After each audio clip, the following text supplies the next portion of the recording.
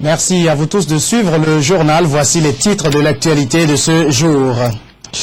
Unir au contact de l'électorat pour les législatives de cette année, James Victor Sossou, tête de liste du parti dans le Moyen-Mono, a rencontré les populations de cette localité dimanche dernier. Le leadership et l'art de la gestion des crises, c'était le thème d'un séminaire de formation qui s'est achevé ce mardi sur une note de satisfaction des participants. C'est ce que Roger Amenyran nous dira tout à l'heure. Et puis, les musulmans ont commencé la période de jeûne du Ramadan qui va déboucher sur le pèlerinage à la Mecque. Nous sommes allés à la rencontre d'un jeune musulman pour voir comment s'effectuent les préparatifs pour ce début de jeûne. Voilà pour le sommaire. Merci à vous tous encore une fois de nous avoir choisis. Les élections législatives se profilent à l'horizon. Les candidats sont en pleine opération de charme auprès de leurs militants. Dans les états-majors de l'Union pour la République, le parti présidentiel, ça bouge beaucoup. Tenez par exemple James Victor Sossou, tête de liste du parti dans le Moyen-Mono, était au contact des populations de cette localité dimanche dernier. Il a lancé un appel à voter unir lors des prochaines législatives. Hugatiko. Deux candidats fils du Moyen-Mono en conquête électorale pour le compte du parti Union pour la République Unir. Dimanche, au deuxième jour des campagnes législatives, le candidat en tête de liste dans le Moyen-Mono, le consul honoraire de la Tchécoslovaquie au Togo, James Victor Sossou, accompagné de Maoussi Djossou Semondi, s'est rendu à Tado, localité située à 15 km de Togo. La journée était riche en éclats avec une course à pied ayant mobilisé une frange importante de la jeunesse et un match de football dénommé Tournoi Unir pour les élections. Les candidats espèrent continuer à s'attaquer aux défis majeurs que constituent la santé, l'eau et les infrastructures dans la région. Ce que nous venons de faire, c'est un message fort en direction de la jeunesse. Parce que tout ce que fait le président, c'est d'abord et avant tout pour la jeunesse. On vient de faire des manifestations sportives à l'issue desquelles on a remis quelques prix. C'est un signe pour indiquer à la jeunesse que c'est dans l'effort que nous pourrons obtenir de la réussite. Nous, on est derrière, on pousse, mais il faut qu'ils prennent en main, à bras le corps, leur destinée. En tant que fils du Moyen-Mono, nous connaissons les problèmes qui sont donc des problèmes de base, l'électrification, l'eau, pouvoir se soigner. Ce sont autant de choses que nous essayons de régler au fur et à mesure. Mais pour pouvoir le faire en grandeur nature, il faudrait donner les moyens politiques et juridiques au chef de l'État. C'est pour ça que nous sommes là pour arracher les deux sièges. La jeunesse est une cible prioritaire des candidats de l'UNIR dans le Moyen-Mono. Cette jeunesse constitue un relais important pour atteindre les autres couches de la population. Ce que vous avez vu, ça témoigne de la vigueur de la jeunesse dans le Moyen-Mono. Et ça témoigne aussi de la vigueur du démarrage de notre campagne. C'est toute la population que nous visons à travers les jeunes. Parce que les jeunes, le message qu'ils ont reçu ici, ils vont le transmettre à leurs parents pour qu'ils nous soutiennent, pour qu'ils soutiennent UNIR, pour qu'ils soutiennent le président fort, pour que nous puissions gagner. La délégation s'est également rendue au palais royal de Tado pour demander le soutien des garants des us et coutumes. Et justement, pour assurer la bonne tenue des prochaines élections législatives, des dispositions sont également prises pour une bonne circulation de l'information, surtout au niveau des médias. Un centre de presse législative 2013 a été lancé ce matin à la Maison de la Presse à Lomé. Ce sera un centre de coordination destiné aux points de presse, aux conférences et aux communications relatives aux élections législatives. L'installation de ce centre a été financée par la Commission électorale nationale indépendante et le HCDH, le Haut Commissariat des Nations Unies aux droits de l'homme. Radjoul Mohamedou. La Maison de la Presse est désormais dotée d'un centre de presse pour les législatives 2013. Ce centre est équipé d'une connexion Internet haut débit, d'une dizaine d'ordinateurs multimédia, de 5 imprimantes et d'une photocopieuse, offerts gracieusement par la CENI et le Haut Commissariat des Nations Unies pour les droits de l'homme, HCDH. La remise symbolique du matériel a été effectuée par la représentante résidente du HCDH au Togo, qui place ce don sous le signe du renforcement du droit à la liberté d'expression et de l'information. Pour nous, la presse togolaise fait partie de nos partenaires incontournables. Pourquoi? Parce que l'article 19 de la Déclaration universelle des droits de l'homme nous parle d'un droit à la liberté d'expression, aussi un droit à l'information. C'est par le média de la presse que nous pouvons avoir l'information. Et aujourd'hui, dans ce pays, je crois que c'est très important que la presse, le média, soit outillé de jouer son rôle pleinement. Et c'est la raison pour laquelle nous avons dans notre programme de promotion et protection des droits de l'homme, avant, pendant et après les élections, pensé que c'est important d'associer la presse et le média togolais dans ce campagne pour la paix et la non-violence. La CENI, co-donatrice de ce lot de matériel informatique, espère ainsi faciliter un traitement efficace de l'information de la part des journalistes. Ce centre de presse que nous venons de lancer ce matin permettra aux professionnels des médias de traiter efficacement l'information et de la mettre à la disposition des citoyens togolais en temps réel. Le directeur de la Maison de la Presse, quant à lui, se félicite du geste et appelle les journalistes à s'approprier de ce centre de presse. Pour que la mission destinée à ce centre puisse être effective et que vous en faisiez aussi un bon usage de l'ensemble de ces équipements qu'on nous a donnés. C'est le libre accès. Vous pourrez accéder librement et gratuitement. Cette attention particulière accordée aux journalistes en cette période électorale n'est pas fortuite. Les détenteurs du 4e pouvoir représentent l'un des acteurs majeurs du bon aboutissement du processus en cours. Restons toujours à la Maison de la Presse pour vous dire qu'une quarantaine de journalistes y sont en séminaire de formation depuis ce matin et ce jusqu'au 11 juillet prochain, axé sur le thème « Comment construire une culture de sécurité et de droits de l'homme dans les médias ». Ce séminaire est financé par 3 instances, l'Union internationale des journalistes, le Haut Commissariat des Nations Unies aux droits de l'homme et la FOSEL 2013. Retrouvons Radjoul Mohamedou. Cette période de campagne électorale s'annonce comme éminemment sensible pour les journalistes. En première ligne de la couverture médiatique de ce grand moment d'exercice démocratique, les journalistes sont souvent sujets à la tentation de délaisser leur métier pour endosser le rôle des politiques, ce qui ne se passe pas sans heurts et sans menace sur la sérénité du processus. Pour éviter que les pompiers se transforment en pyromanes, l'Union des syndicats des journalistes indépendants du Togo, UJIT, et ses partenaires lancent ce séminaire de formation sur le thème de la culture de la sécurité et des droits de l'homme dans les médias. Cette formation de 3 jours va permettre à la quarantaine de journalistes participants de se replacer dans leur rôle et responsabilités sociales ainsi que dans leur collaboration avec la force sécurité électorale FOSEL 2013. En tant que journalistes, nous sommes appelés à collaborer avec les forces de sécurité, notamment ceux en charge des élections sur tout lieu de manifestation. Donc il doit y avoir une cordiale collaboration entre nous et nous devons aussi privilégier le respect mutuel des 2 corps. Nous ne devons pas nous regarder en chien de faïence, mais nous avons ce rôle complémentaire à faire parce que notre mission c'est de permettre aux populations de comprendre les messages des partis politiques, mais dans un climat de sérénité. Pour assurer une bonne coordination entre forces de sécurité et hommes de médias lors de ces élections, une cellule spéciale dénommée Opération Haute Protection des journalistes en période électorale a été mise sur pied. Cette cellule est coordonnée à Lomé par des journalistes qui sont identifiés comme points focaux, mais également des officiers que la FOSEL a mis à notre disposition. Donc nous ferons le loisir et le plaisir de mettre à la disposition de tous les confrères les points focaux de la FOSEL, des officiers de forces de sécurité, afin que tout journaliste qui se sentirait, disons, menacé dans l'exercice de sa profession puisse immédiatement contacter les points focaux des journalistes et également, au besoin plus urgent, de contacter les officiers de liaison. La cérémonie d'ouverture de ce séminaire s'est bouclée par une remise symbolique, un code de bonne conduite pour journalistes en période électorale, un document à méditer par les professionnels des médias en vue de s'assurer une couverture optimale des élections.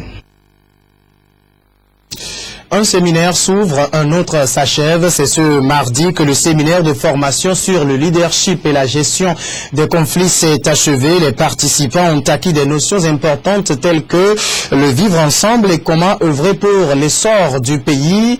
La satisfaction était le sentiment général des participants au sortir de ce séminaire. Roger Améniran. 48 heures pour acquérir des notions inhérentes à la gestion des crises, c'est chose faite aux yeux de ces participants. Issus de plusieurs couches, Il semble avoir tiré profit de cette initiative de l'Observatoire citoyen de la démocratie et du développement OCDD. Au terme des modules et échanges, l'on se dit outillé. Plus que outillé, parce que le séminaire nous a apporté beaucoup d'éclaircissements sur comment gérer les choses publiques, comment nous mettre en valeur, sur quelle base de valeur pourrons nous diriger ce pays pour que chacun puisse trouver le minimum possible de se sentir à l'aise dans son pays. Cette formation nous a outillés et nous a donné de nouveaux concepts qui vont nous permettre d'impacter de nouvelles idéologies sur les mentalités. Donc écoutez, maintenant nous allons éventuellement partager les acquis, nous allons éventuellement faire profiter de cette expérience à notre entourage, parce que ce qui nous entoure est le propre de notre développement. Des propos qui réconfortent les organisateurs.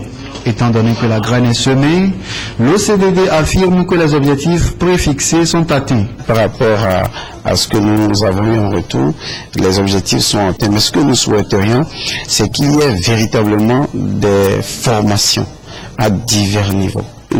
Nous avons fait un premier pas. Nous souhaitons que, n'étant pas les seuls Togolais, que d'autres Togolais qui sont déjà dans la dynamique de ce type de formation puissent relayer ce genre de formation selon eux à divers niveaux pour que tous les Togolais bien formés puissent donc donner des résultats productifs et rentables. En cette période électorale, cette formation est perçue comme la bienvenue. Elle sera encore plus utile si les participants y tiennent compte dans leur quotidien. Vous arrivez, on vous dit, voilà. La suite de cette édition avec la religion, c'est les musulmans du monde entier entrent dans le mois saint du Ramadan. C'est une longue période de privation du manger et d'autres plaisirs charnels pour se consacrer à Allah le Tout-Puissant et le Très Miséricordieux. L'observation de ce quatrième pilier de l'islam nécessite des préparations minutieuses. Nous avons suivi un jeune musulman, Mohamed Adam, pour voir comment il se prépare pour entrer dans cette période de jeûne. Cassandra Anaouli amène à Signon. Mohamed Adam, jeune musulman, se prépare à vivre le quatrième pilier de l'islam. Pour cette période de privation et de prière, il va s'approvisionner dans cette petite boutique. Là, il se procure tout ce dont il a besoin pour mener à bien son jeûne. Acheter le lait, le Milo, Lipton, le sucre. Avec ça, je peux débuter ma carême. Durant la période de jeûne, les fidèles musulmans sont invités à se priver de nourriture, entre autres, et ceci de l'aube au coucher du soleil. Ce mois qui peut paraître particulièrement éprouvant est en réalité un moment de grâce pour les musulmans. Et c'est avec beaucoup de plaisir que Mohamed se prépare à le vivre. Non, le carême ne fatigue pas. Comme c'est le devoir d'un musulman de le faire, on est habitué et je le fais chaque année. Si pour certains le Ramadan débute ce mardi, pour d'autres il faut attendre l'apparition du croissant lunaire qui marque le début véritable du jeûne. Le messager, paix et salut de Dieu sur lui, a été clair en nous expliquant le début du mois béni de Ramadan. Il a dit, jeûnez quand vous voyez le croissant lunaire, rompez le jeûne quand vous voyez le croissant lunaire. Dans le cas où le ciel est couvert par le nuage, il faut compter le mois qui précède le mois béni de Ramadan à 30 jours. Donc aujourd'hui c'est le 30e jour et c'est aujourd'hui que nous prenons l'intention d'ici jusqu'en Arabie Saoudite de jeûner. C'est donc toute une symbolique qui accompagne le jeûne du Ramadan. Les fidèles d'Allah vont durant 30 jours rechercher le dépassement de soi. Le but est de les amener à développer la patience, la modestie et la spiritualité. Dans la page santé de cette édition, la lutte contre le VIH-Sida passe surtout par le dépistage qui permet de connaître son statut sérologique. L'ONG Compassion Internationale s'est lancée dans cette activité depuis quelques mois. Cette organisation chrétienne lutte contre la pandémie par des campagnes de sensibilisation et de dépistage gratuit du VIH-Sida. C'est encore ce qu'elle est allée faire à Djagblé. Durant 3 semaines, les populations de cette localité, au moins 3 3000 vont pouvoir venir se faire dépister gratuitement. Cette opération est soutenue par le Programme national de lutte contre le sida et les églises partenaires. Apolline Abaki. Chants, danse et louanges. Pour le lancement officiel de la campagne de sensibilisation et de dépistage volontaire et gratuit du VIH-Sida dans le canton de Djablé, au sud de la préfecture de Zion. Plus de 3000 personnes seront concernées par cette opération. Et surtout, ces enfants du centre de développement chez le cluster de Djablé connaîtront du 9 au 28 juillet 2013 leur statut sérologique.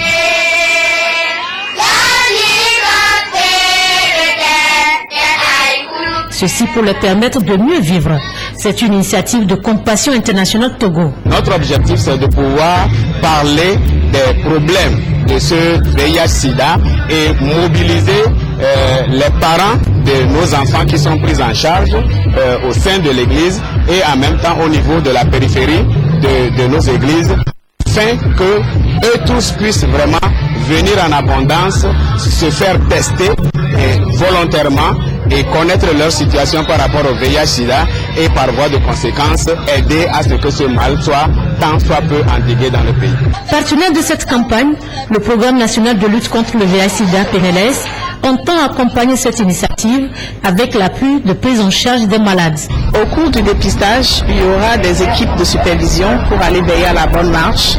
Et après l'exécution, les rapports d'activité vont être transmis à toutes les structures sanitaires qui ont effectué l'activité et seront remontés au programme qui les prendra en compte dans le rapport annuel définitif. Ce rapport qui sert à avoir vraiment des informations pour des décisions stratégiques. Il est prévu de dépister près de 3000 personnes issues de 14 églises, églises méthodistes, évangéliques et autres.